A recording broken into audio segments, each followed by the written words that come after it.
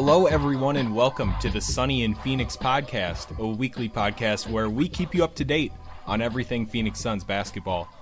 Today, we're obviously going to talk about Devin Booker's big night in Boston, and then the newest addition to the Suns roster. After that, we'll ask ourselves, are the Suns tanking too hard? Then a quick discussion, and hopefully the end to the Earl Watson to UCLA rumors, and then wrap things up with some more March Madness talk. But before that, since we have some new listeners now that we've changed networks, we thought that today would be a good opportunity to reintroduce ourselves to you all, and then talk about what makes us Suns fans. So Mitch, how about you start things off? Yeah, so I'm Mitch Crumpetich.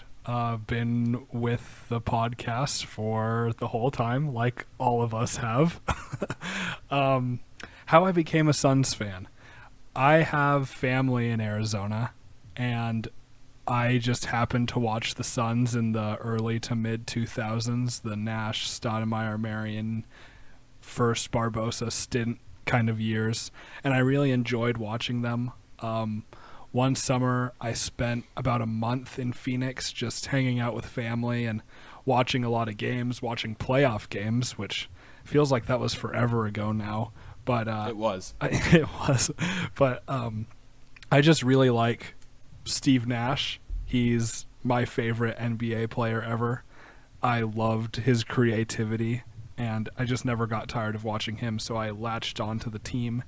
And anyone who knows me knows that I'm very loyal to teams over players. So, yeah, the Suns were just the team that I always followed. And to go right along with that, my other favorite teams are the Denver Broncos. I haven't missed watching a Broncos game since Thanksgiving 2006, so over 10 years now. I'm pretty proud of that. Along with that, I like the Colorado Avalanche and Colorado Rockies. I don't follow baseball super closely, but it's fun in the summer, and the playoffs in baseball are great. And then I went to Gonzaga, so I'm a huge Zags fan. I was in the band that played at all the basketball games and traveled to the conference tournament and the NCAA tournament, so I did that for 4 years.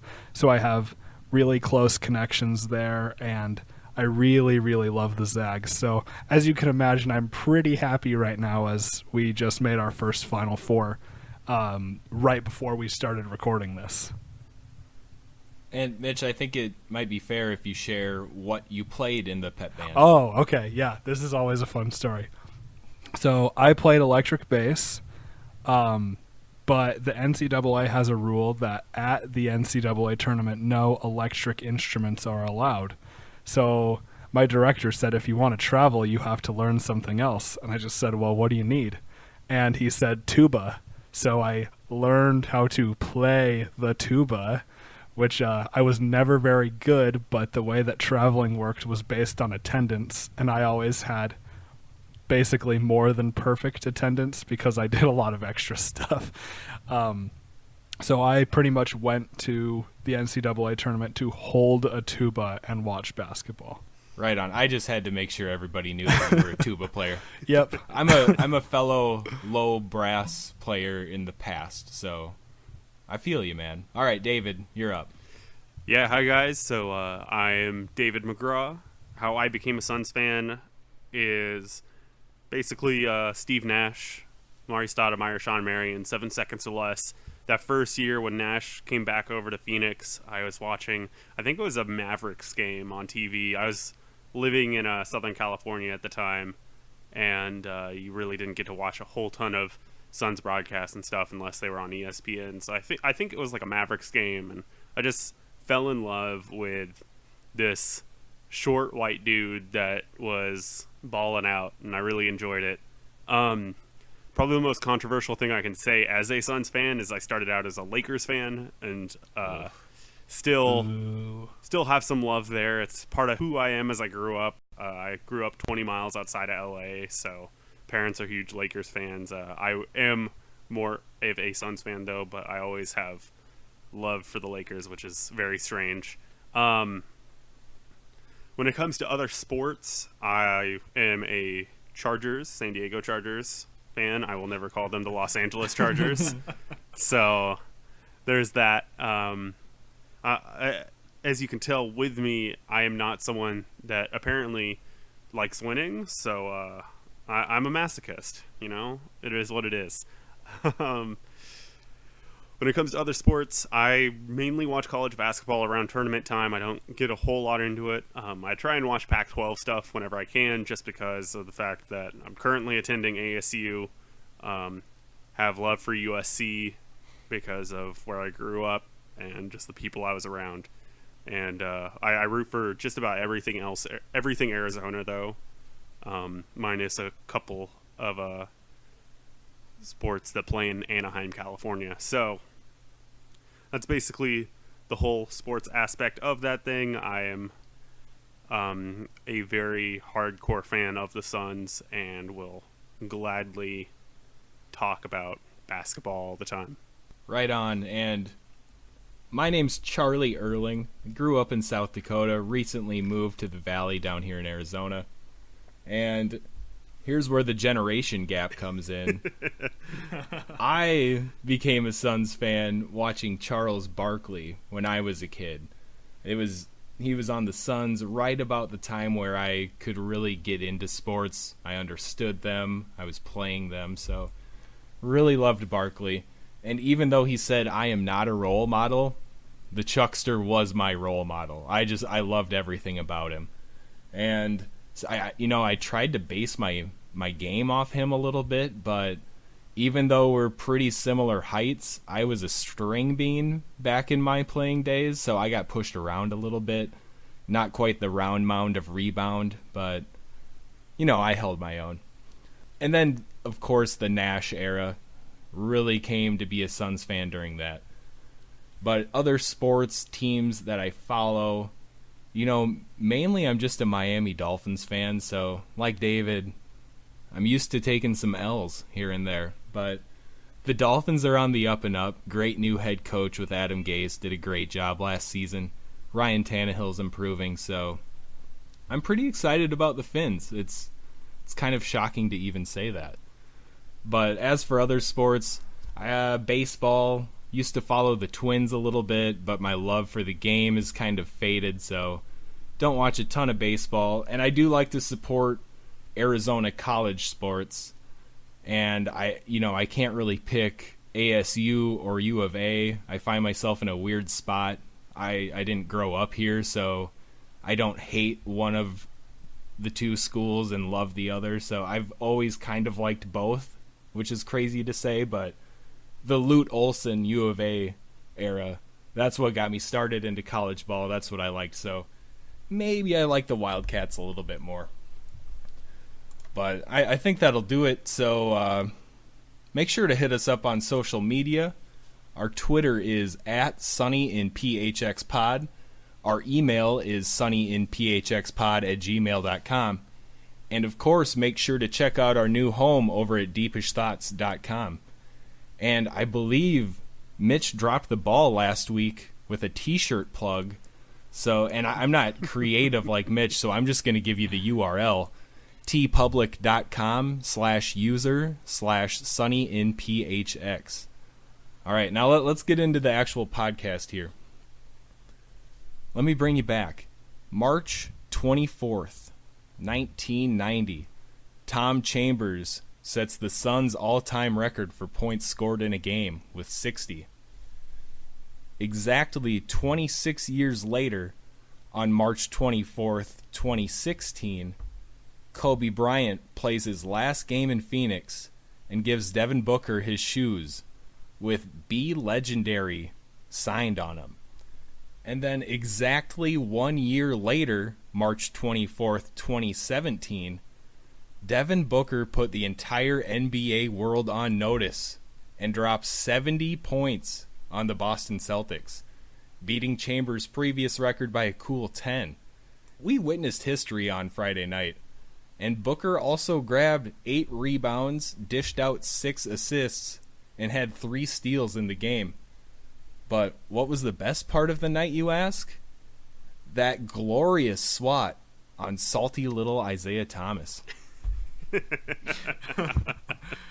Oh, that could not have been put any better. That was amazing. Everything about that is just fantastic. The saltiness of just about the entire Celtics team. The fact that Devin Booker was basically our entire team. The fact that we still lost and moved up in those tank rankings. All of it just comes full circle. It was awesome. It's the highest scoring output, of course, since Kobe's 81. We've had some 60-point games and everything here and there, but 70 is ridiculous. Of course, only 5 other players in history had scored 70 points, those being Wilt Chamberlain, Elgin Baylor, David Thompson, David Robinson, and Kobe Bryant. And now we get to add Devin Booker to those. Devin Booker is also the youngest to score 60+. There was some talk originally of him possibly being the youngest to score 50 and 40 as well, but there were a couple day difference between him and LeBron and Brandon Jennings specifically. So, still youngest to score 60 though, so there's that. He is has the most point total among active players, considering that the list of players that have scored 70 are all retired.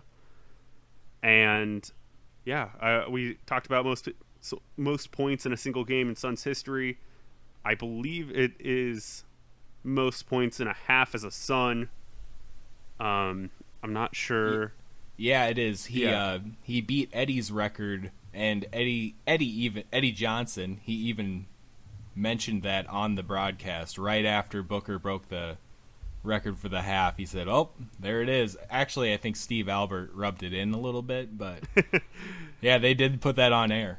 I also want to mention that during the broadcast, Eddie Johnson mentioned that while in Mexico City for games against the Spurs and Mavericks back in January, Booker had recently broken the record for most points scored by a Sun in a quarter, and he was talking to Eddie Johnson about how he held the record for most points scored in a half, and asked what that number was, and Eddie said that he scored 46 in a half, and he didn't think anyone was going to be able to break it. And Booker just looked at him and said, "We'll see." I mean, this kid's 20 years old, and he's talking to a Suns legend like that.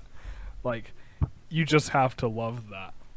Yeah, my only question about that was that Eddie in total his in a half, or was it Eddie's Suns career in a half? So that was my only question about that. That being said, he completely blew out of the water the half in general of a player for the Suns, considering the other guys that scored like 50 points mostly did it throughout the entire game. And I mean, even Tom Chambers was the only person as a Sun to score 60. So there's that.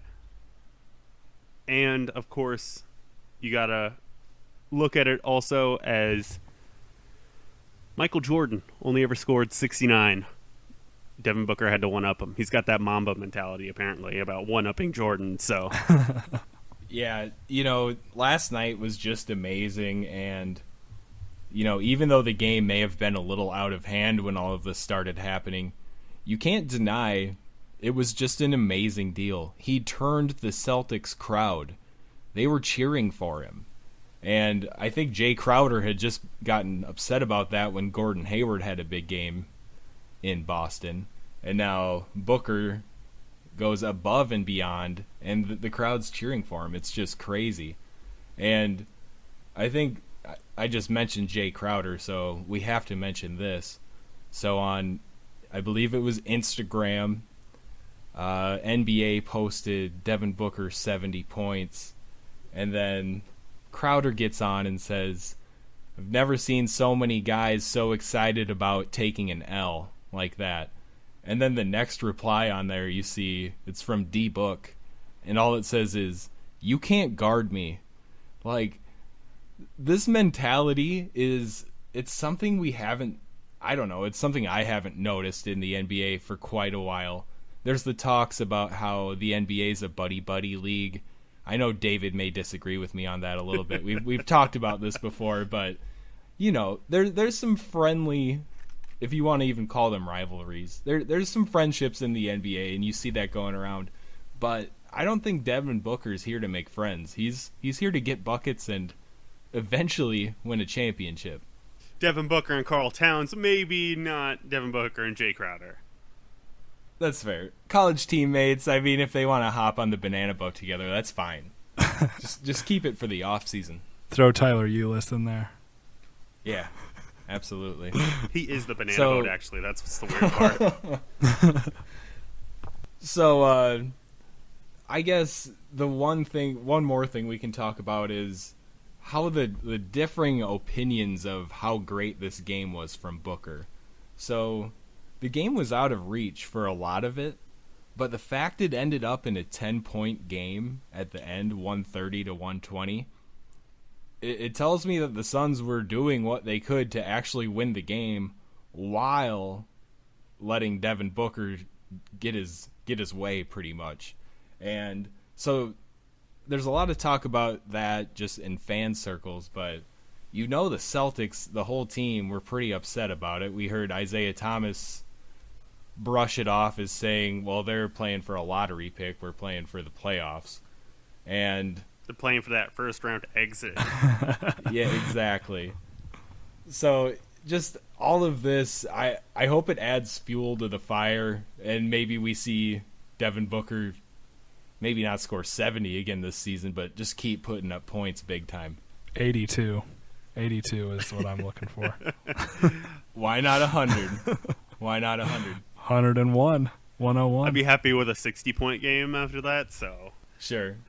We all wanted the 40 after 39 points. I think he scored 39 3 times in his career, and then we're all waiting for that 40 spot, and then he just goes and drops 70. So, I mean, I don't know. When's the last time you guys were this excited about a player on the Suns? 06? I was pretty excited about everything about Nash, but not in this me thinking Nash was going to go drop 50 points ever. I'm trying to think of even young guys coming up. I was excited originally for Markieff Morris, but only because I thought that he was going to be a solid 4, and then you just had to be a total punk. Yeah. I was considering, I'm do I just say and then bleep it out? And that's what I'm just going to do now anyways, so whatever. So I was kind of excited for that, but I don't know if I've been this hyped in a really long time, for sure. Yeah, I honestly can't think of the last time I was this excited about an NBA player in general. I remember when LeBron came into the league, I was excited to see what he could do. But, and I mean, I've seen Jordan play, we've seen Kobe play, but I mean, just as a excitement for a player, this kid's 20 years old and he dropped 70 points. I almost said 17 because that seems so much more realistic. But yeah, 70 points, 20 years old. We have a star here in Phoenix, and we could talk about this. We're at about 20 minutes right now. We could probably talk about this for another 40 and just fill out the pod. And considering we talked about it for a couple hours last night, we can talk about this for a long time. Yeah. So, you know what? I'm going to flip the page, and we're going inverse, and we're going to talk about the newest face on the Suns roster, Jarrell Eddy. Yeah. So, on March 19th, the Suns signed Eddy to a 10-day contract to help battle some of these injuries, illnesses, and resting of players on the roster. So, a little background about him. Eddy played his college ball at Virginia Tech. He stayed all 4 seasons and then went undrafted in the 2014 draft. And after making a couple summer league rosters and a couple very short stints in the league, Eddy found himself in the D-League, playing the majority of his games for the Austin Spurs, where he met up with Earl Watson. and the Windy City Bulls. And Eddie's known for being a knockdown three-point shooter, and he won the D-League three-point contest in 2015. And Eddie's only the second player to receive a 10-day contract from the Suns this season, which is pretty refreshing considering the 6 guys we signed to numerous 10 days last year and just the rotation at the end of the bench. So it's nice to not see so many new faces this year. But let's talk a bit about Eddie and what we've seen from him his first few games as a Phoenix Sun. Yeah, he had that first game against the Pistons. He had 13 points, shot 3 of 8 from the field. Only one of those was a 2-point attempt. Went 2 of 7 from the 3-point line, and went up 5 for 5 from free throws. He played like 29 minutes. We just had to throw him out there. Book was out. We only had 8 active players. It was just one of those things. I mean, Tyler Ulis, I think, played 45 minutes.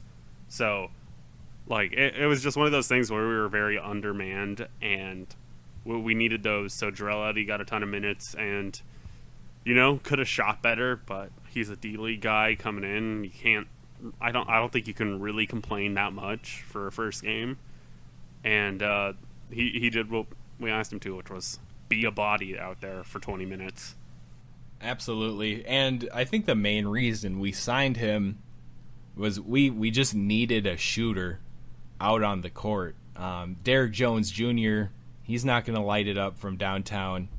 Warren hasn't even been hitting his three-pointers at the clip he normally does lately. So I think it made a lot of sense to get a shooter in there and just be able to stretch things out a little bit for us. And we know he can make threes. There's no difference between playing in the NBA and the D-League when it comes to shooting the ball. And if he's open, I mean, he needs to be putting up those shots. We need people to shoot. We need people on the floor. So I have no complaints about Eddie. I like how he just kind of balances out the bench, the weak bench that we have right now. So do you think we'll bring him back to finish out the season? I'm not entirely sure. I could easily see us trying to bring someone else in and just doing another 10-day and just cycling through 10-day players. I don't think it would surprise me if he got a second 10-day, though, and then we signed maybe one other person for the last, 2-3 games or whatever. So, it's kind of up in the air. I don't think we give him a contract through, the rest of the season or anything. Yep, I feel the same way. Okay, and let's keep it moving. And it's no secret that the Suns are tanking this year, and they've been doing a pretty excellent job of doing it lately.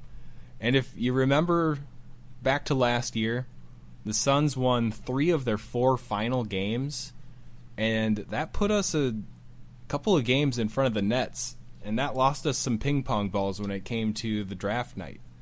So the Suns really, we're not pulling any punches in the tanking game this year, shutting down Tyson Chandler and Eric Bledsoe.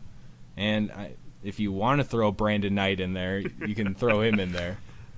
But Brandon Knight could be playing.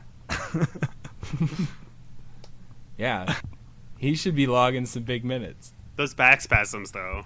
So, yeah, but really, we're doing, except for maybe playing Knight 45 minutes per game, we're doing everything we can to be losing these games. And so before we go further into it, I just want to hear what you guys think about it. Are we tanking too hard? Was it necessary to shut down all these guys? So I think it's good that we shut down Bledsoe and Tyson Chandler just for the sake of health. They're key parts of our team still, and, Tyson is no spring chicken anymore. He's an older guy, so shutting him down is good. Bledsoe, just for the sake of health, I'm fine with. But,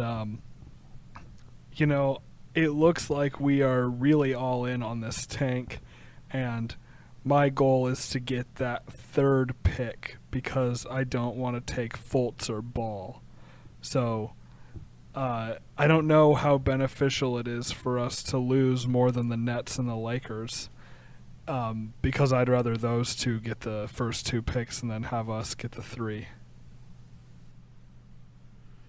Yeah, it's tough. You always want the best odds to get whatever pick you're going for. You know, Fultz has, of course, not been in the tournament. We've had some questions about Lonzo Ball. We have some questions about Josh Jackson. I mean, I think you have to ask. You would have to ask our scouting department, because they're going to know better than us, standing here, of if they think that. Really? I mean, like, yeah, duh. I mean, like. We'll let them think that. We'll let the Suns scouting staff think I that. mean, like. I'm saying, like, if we're not going to get Markelle Fultz, who I think is someone that could easily be, like, a star player, and if you say that, okay, Lonzo Ball maybe will, at max, could be as good as Bledsoe, but, like, just a better passer. A worse scorer, better passer. Like, is that a trade-off that you would want to just get rid of Bledsoe now and work on that? Of course, age is a thing and all those other things. I think we are tanking pretty hard, and I feel like we're trying to get one of those top twos. And it's unfortunate. It's tough for Bledsoe, I think, unless, we keep him along and decide to play 2 point guards off the bench. But, you're gonna try and get the best player you always want in the draft, and to do that, you're gonna need to lose games. And maybe if we had Bledsoe playing, or if Warren was healthy to play or whatever, maybe we end up winning that Celtics game. But also maybe we don't. Who knows? So I get it. It's just, I don't know. Tanking is something that sucks, and I feel like we are tanking way too hard. But maybe some people think that we aren't tanking hard enough. So, yeah, that's a good point. So, I think that, well, I'm personally 100% committed to this tank. And the way we're going about this tank, we're not messing around like we were last season. Like, we're meaning to lose games now. It's quite clear. So, even though I hate watching my team lose like this, I still think, hey, it's going to end up with a better draft pick for us, so maybe it's worth it. But, okay, so I know maybe you guys don't want to get this top 2 pick, but let's just say it happens and we did have a point guard on our eye. Say we land Fultz or Ball. What do we do with Eric Bledsoe then? And my main question is, this is something that probably needs to be discussed since we're building this young core aimed at a championship in a few years. Is Bledsoe a championship caliber or even a playoff caliber point guard? What do you guys think? I'm going to say yes. But with some stipulations. I think as a third or fourth option, he could be on a championship team. That is also with him not being the primary ball handler, though, which is strange since he is a point guard. I think as a third option, or maybe worst case scenario, fourth option, as a non-primary ball handler, I think he could be on a championship team and contribute as a, if step that defense up a little bit, take a load off of the scoring, and be that two-way player. And having a two-way non-ball dominant point guard is really, really something good to have if you have someone like a Giannis or a LeBron or a Kawhi, or I think, of course, those are all guys that are like the top tier of small forwards, but I think what I'm not saying like he would need to have one of those guys, but I guess technically you need to have one of those guys like a Durant, Kawhi, LeBron, or whatever to win a championship.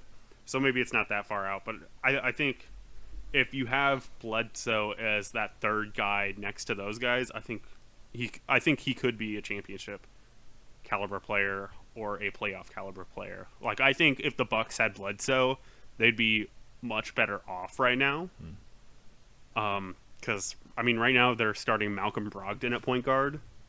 And while Brogdon's been playing great, Bledsoe's a better player than him, I believe. And, I mean, like, then they also have Delhi as their point guard. So, like, they like, point guard, they have a tough time. But what they want out of their point guard is someone that plays defense and can knock down shots. And Bledsoe could be that guy. And I think if Bledsoe was on, like, Milwaukee and asked to be the third best player behind Middleton and Giannis, I think he'd excel.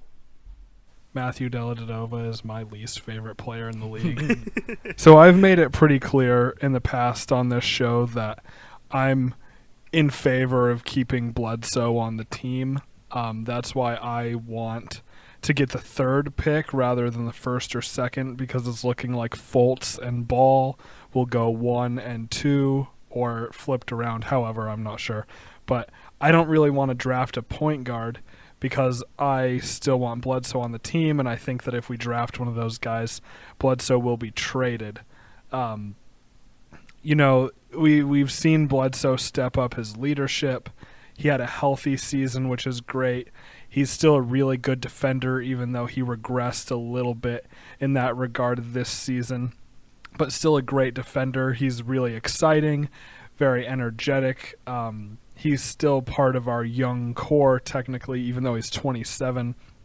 But that's kind of the thing that makes it tough, is he's a little bit of an outlier there. And I'm not really sure what his role on the team is within the young core, being 27. His career has progressed a little bit beyond what Booker and Chris and those young guys, where their careers are right now. So I'm not quite sure how he fits in, but I just know that he put up near all-star numbers this year, and I'm just a big fan of Bledsoe in general, so I hope he stays on the team. Yeah, I like that.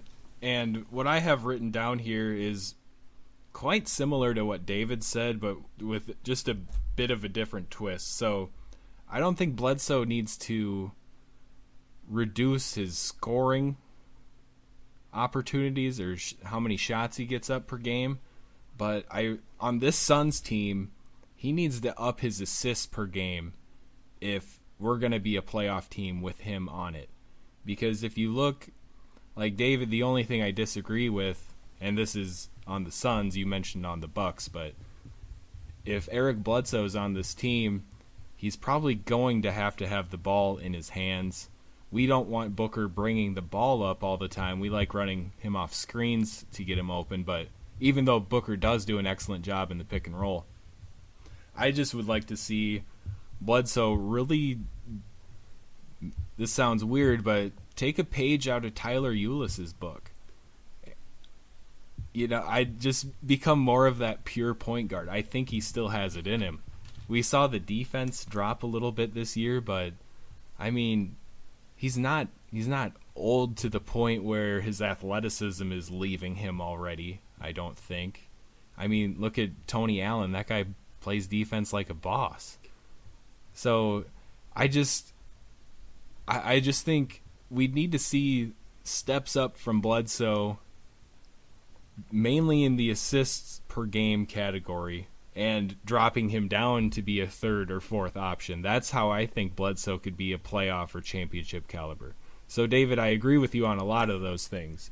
But, yeah, a third option or a fourth option is where Bledsoe could really, if he wants a title, I think that's the role he'd have to take.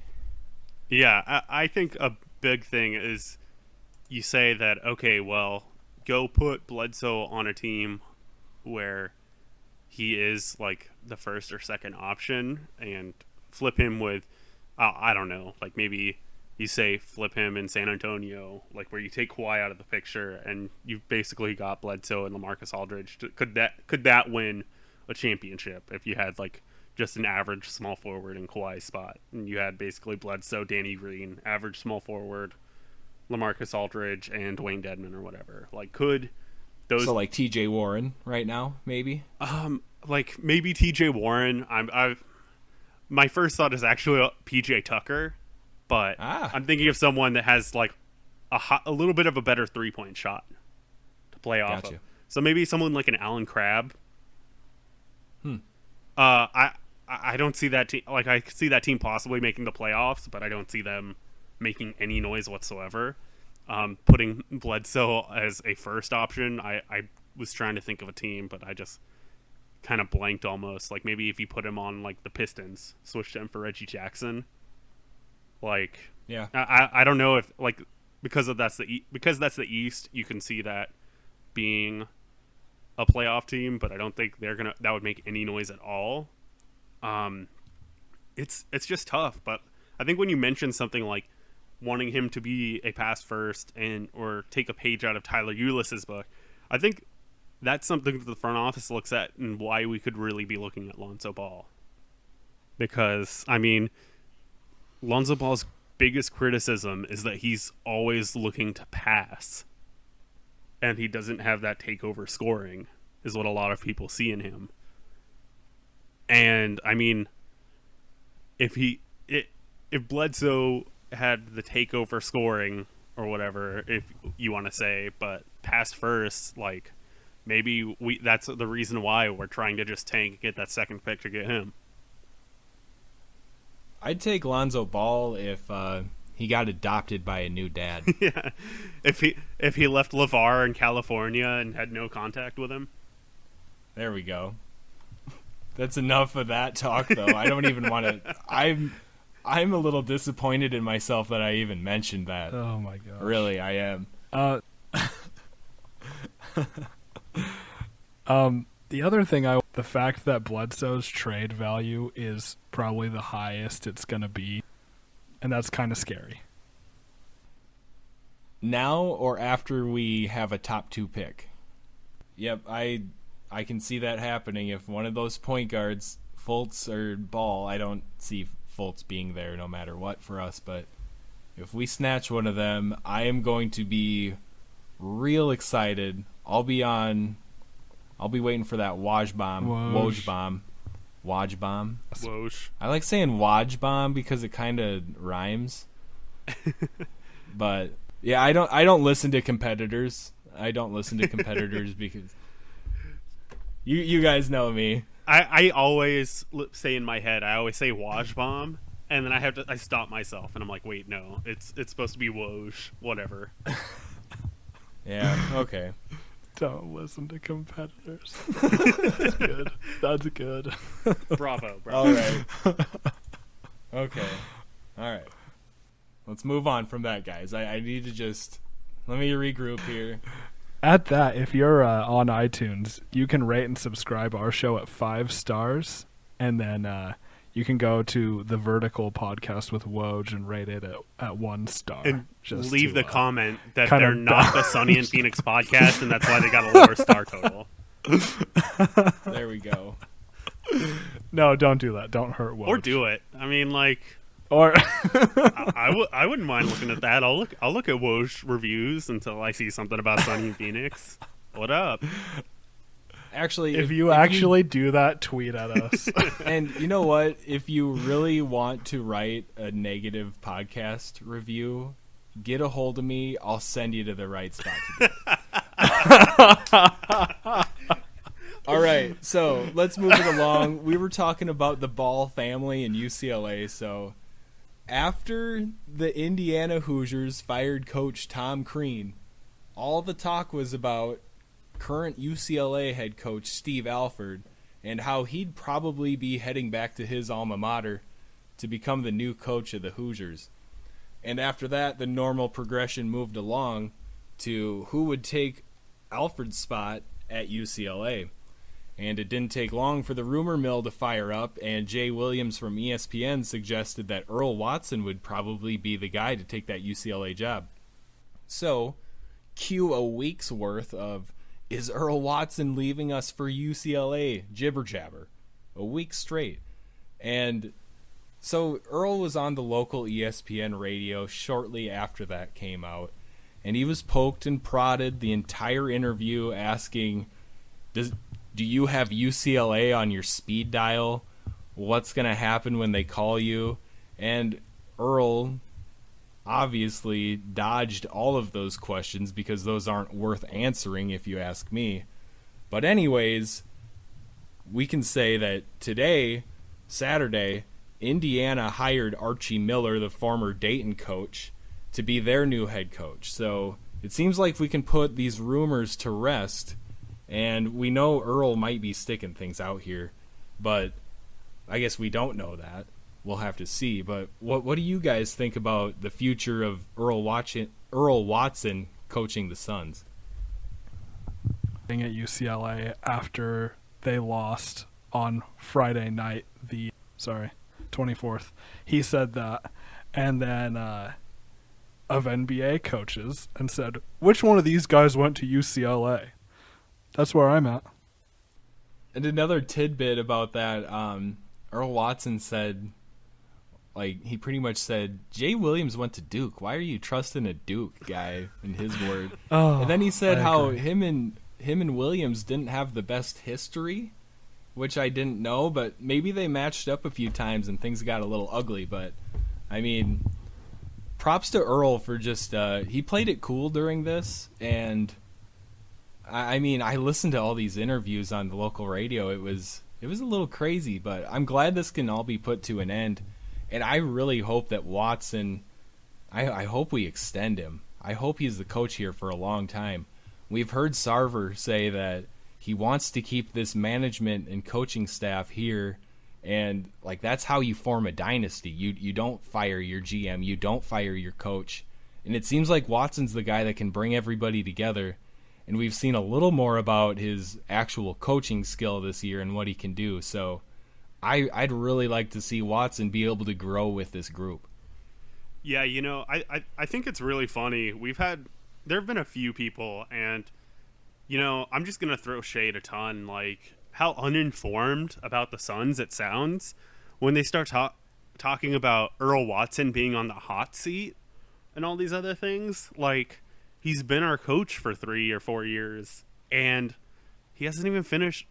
He's at a year, almost at the end of this season. He's at a year, but, not because of whatever. He started halfway through last year. We are giving him time to grow with this young thing, and that's been the MO with everyone.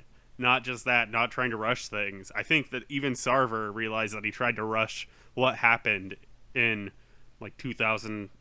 2012 was 14, that? 15? 14, 15. 14, 15, yeah. I don't know why I said 2012. Whatever. He tried to rush that. It was a good year. Yeah. 2012, heck of a year. It was a good year. It's just... anyways, whatever. I think that everyone in the front office and management and ownership realized that they screwed up. And while that brought us Devin Booker and Tyler Ulis and Marquise Chris and Bender and a possible top 3 pick, while it did all these things, it also told them that they need to be patient. And I think that the fact that everyone's talking about Earl Watson getting fired at the end of this year because we suck is well, hold on. I think you need to pay attention to the Suns a little bit more, because come on, that is not what's going on. We know we're gonna suck. We know we've sucked. That's we're specifically trying to suck. We played Brandon Knight for way too long, knowing that we sucked, and that he sucked, but just trying to trade him. We had games where we played PJ Tucker for 45 minutes. I love PJ. I want PJ back a lot. I miss him. I love you, PJ. Please call me back. But that wasn't conducive to winning. So come on, guys. Do a little bit more research. Let's relax a little bit with the whole Earl Watson's going to be fired and go to UCLA. We're trying. Yeah, so your team, you want to build a chemistry between your guys. You look back to last season when Hornacek was running the show, and the season before that, we had the Morris brothers. We had Markeith chokeslam Archie onto the bench. Things were just getting things were just out of hand. That's not a team. And then you look at this year, we're worse than we were that season right now. And these guys, you can tell they care about each other. They're friends. They have each other's backs.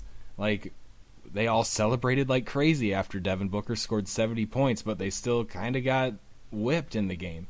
So you can see all these things, and I'm 100% sure that's Earl Watson instilling that into these guys, the family, the team.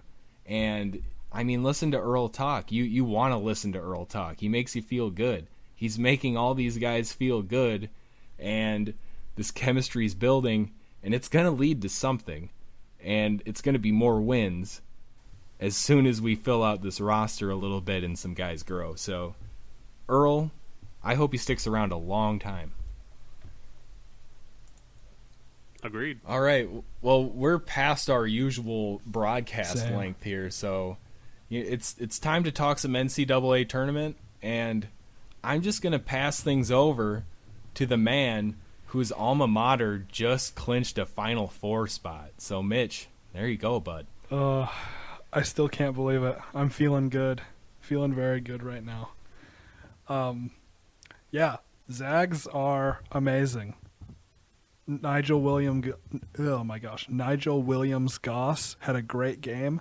He's still got a year of eligibility left, but maybe he'll be an NBA guy. That'd be kind of cool.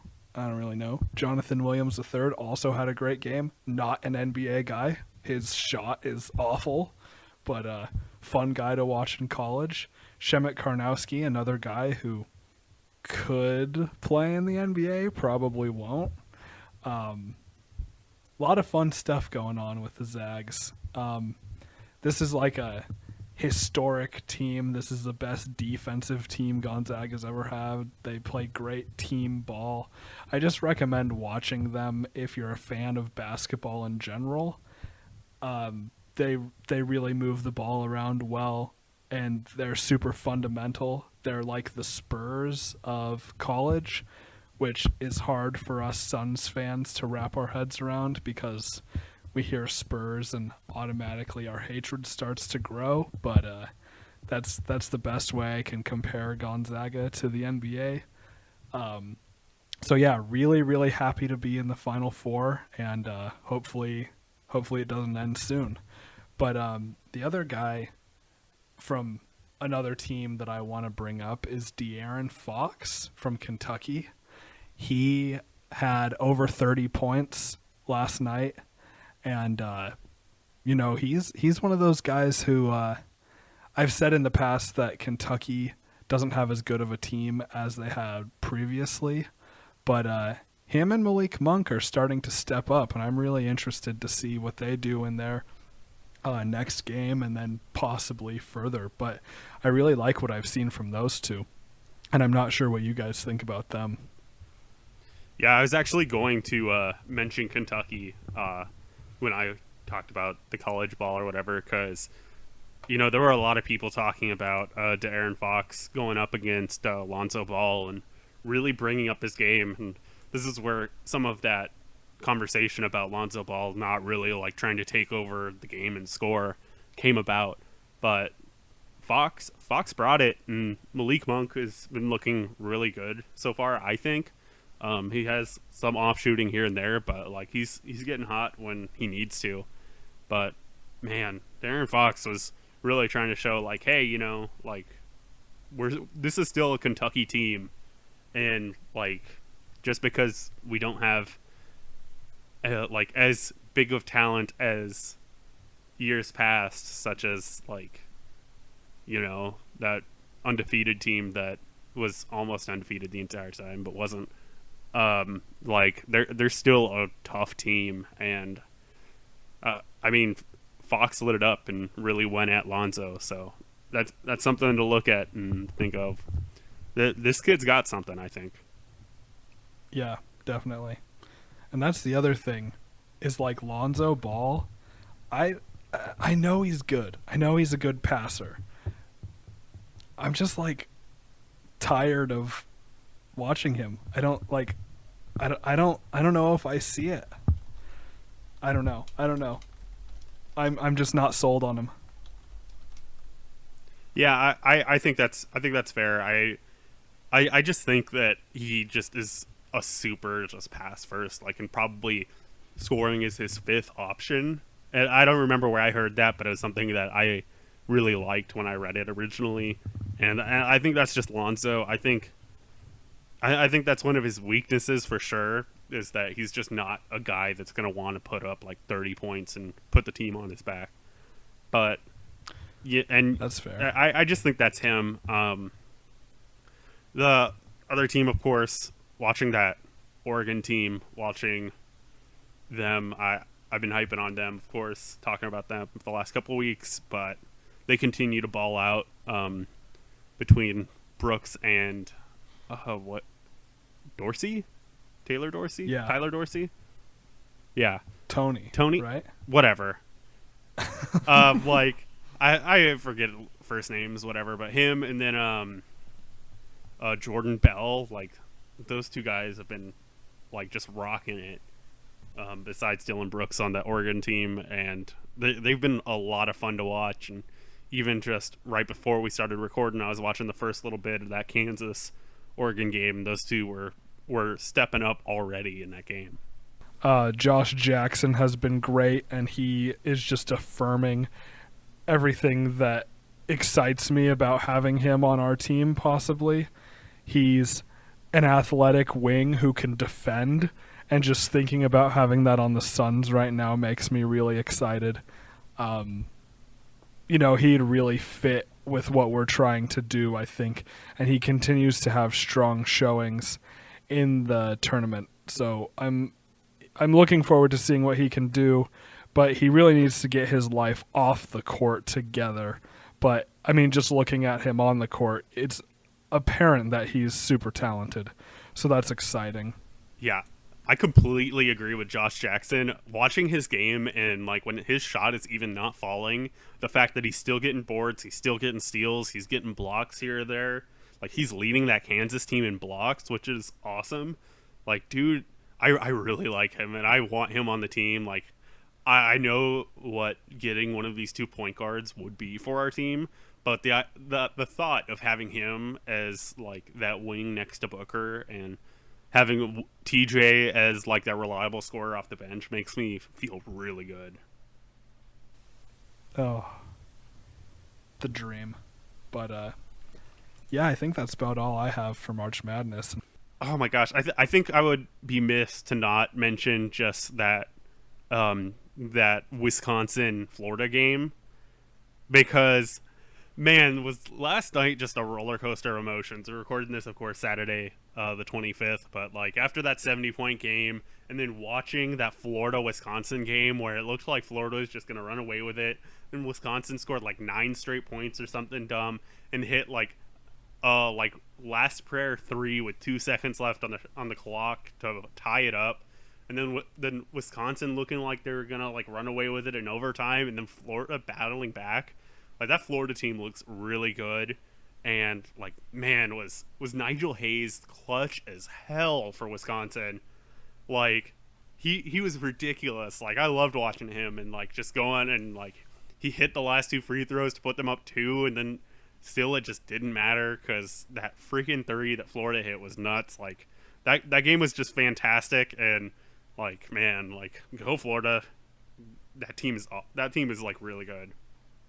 Hey, right now, Nigel Hayes on DraftExpress.com projected to be a Phoenix Sun with that late second-round pick. God, I wish. And one more note from the Florida game.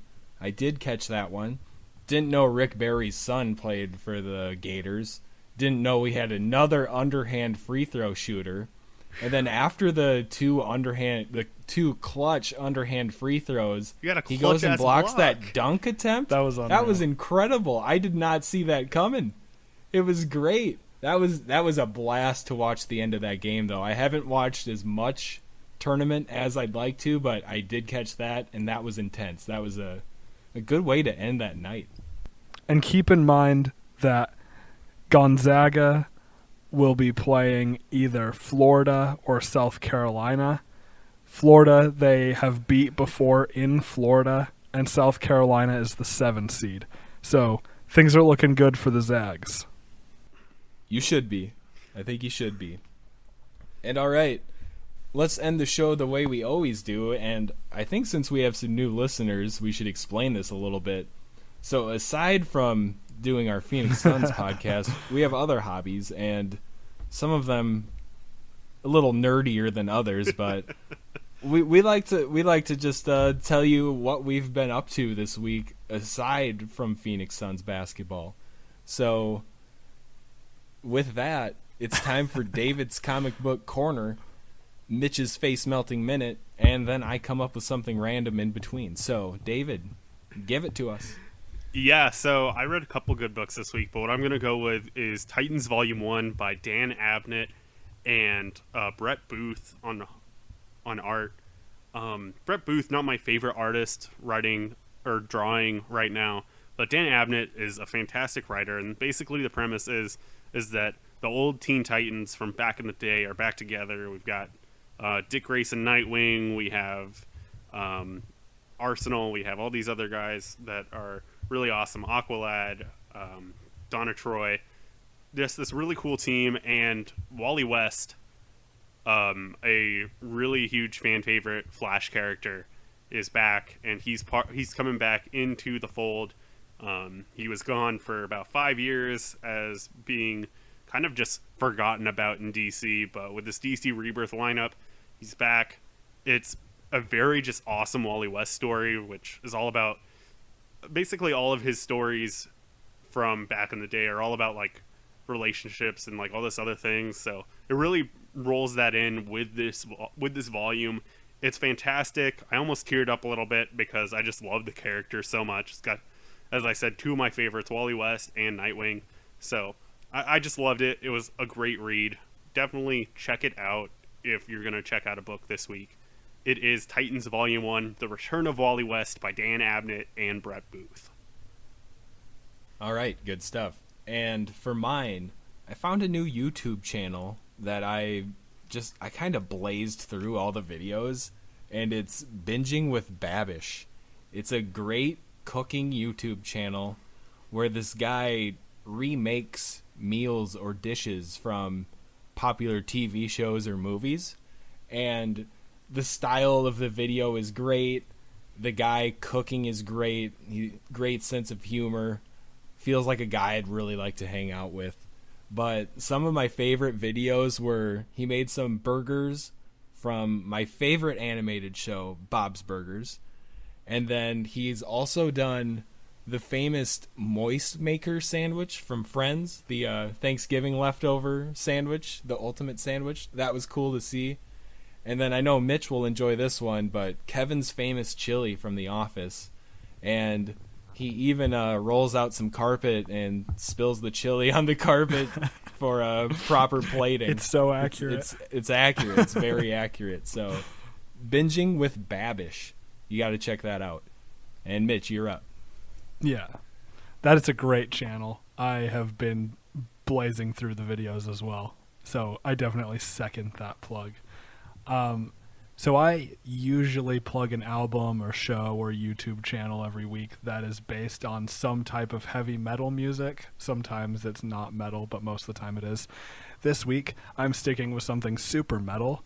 It's an album called, I'm going to butcher this, Lugal Key N. It's by Rings of Saturn. It came out in 2014.